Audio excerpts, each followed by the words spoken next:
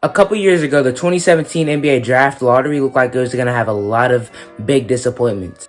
But this season, a couple of these players have revived their careers and given the fans of their teams hope that they might be a decent NBA player or a really, really good one. If you like this type of content, like and subscribe on the video if you haven't already, and let's get right into it. First player we're going to talk about is that man, Dennis Smith Jr. It looked like he had a pretty promising future at the beginning of his career, but when he got booted from the Dallas Mavericks and went to the New York Knicks, everything went downhill. He just looks like he lost his confidence in New York after the Dallas Mavs trade and just didn't look like the same player with all that promise and all that ability that he had with the Mavericks. He went from averaging 13 points per game in his sophomore season to 5.5 points per game in his third season. And it just looked like the move to New York, all of his confidence was gone, and he just did not look like that same guy. He just looked like he didn't like basketball no more. And I'm really, really, really glad that he got this move to Detroit, because I really feel like it revived his career and just gave him a new chance, a new opportunity to really play basketball at a high level like I know he can.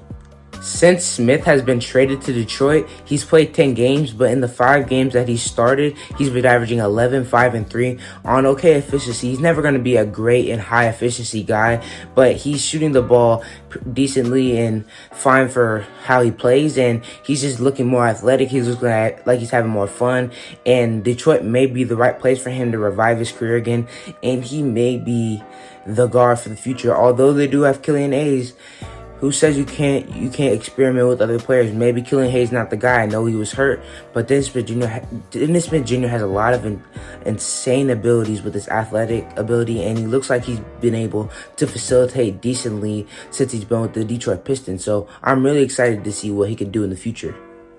Next person I'm gonna talk about is that combo guard that really likes to score, and that's in Malik Monk. Since Devonte Graham has been out, Malik Monk has been going crazy off the bench and just had a crazy game to come back a couple days ago when PJ Washington had 42.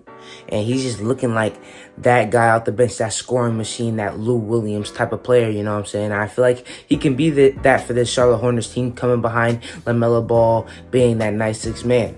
And with Monk playing this good off the bench since Graham has been out, you have to wonder where Graham is in the Hornets' plans now, because you can only have so many sub 6'4" guards who only really want to do is score. You can only have so many of them. You have Monk, you have Rozier, and you have Graham, and you probably have to get rid of one of them, and right now, it'd probably be Devonte Graham. Monk was really getting DNPs at the beginning of the season for just off-the-court issues and just not being very responsible and some other drug-related things. And I feel like he was talented enough to be in the rotation, but Borrego just wasn't having it. But with all these injuries, he just had the opportunity to do what he does, and what he does is score, and he's been doing that at a very, very high level since Graham has been out. Another Detroit Pistons player that has revived his career there is that man, Josh Jackson. And now Josh Jackson had another crazy story about him almost being out of the league. Also just being ignorant and just being young and not doing the right things off the court. But now he's gotten that all tightened up and has been playing really good basketball. It's really started with the Memphis Grizzlies and him playing good there, and now he's really been sustaining it with the Detroit Pistons off the bench as kind of a six-man role, averaging 13.5 points per game on decent efficiency, and we love to see that from young players.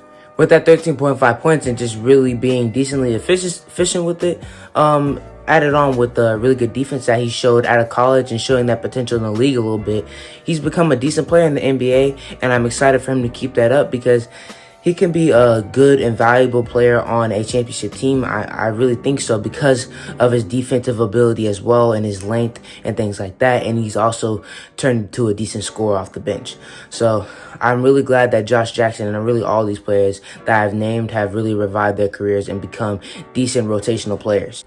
Now, this last player is not on the same level of revival or just turning his whole entire career around, but I just feel like he's taking the next step, and that's my guy Alonzo Ball. Alonzo Ball is one of my favorite players in the league right now. I love watching him play, and I'm excited that he's taking the next step, but I'm not gonna say that he revived it, because he's been having an okay career so far. He's just been a little bit of a disappointment for being that high of a pick, but I wouldn't say revived. He's just really been improving his three-point shot as of late, and also something that's been going under the radar is that he's turning into a okay mid-range shooter, not a liability in that spot, because that was probably his biggest weakness, not his three-point ability, and his finishing is probably his second, but he's been shooting more mid-ranges and making more of them as of late, and also I don't think the finishing has got that much better.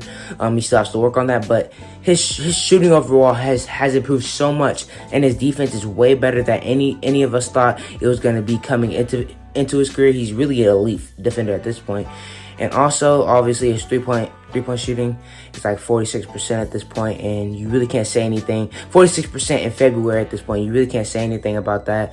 He's just an insane three-point shooter now. He's a great three-point shooter, especially in February. And I may be overreacting, and that's probably gonna go down as the season goes along because you can't be that hot forever.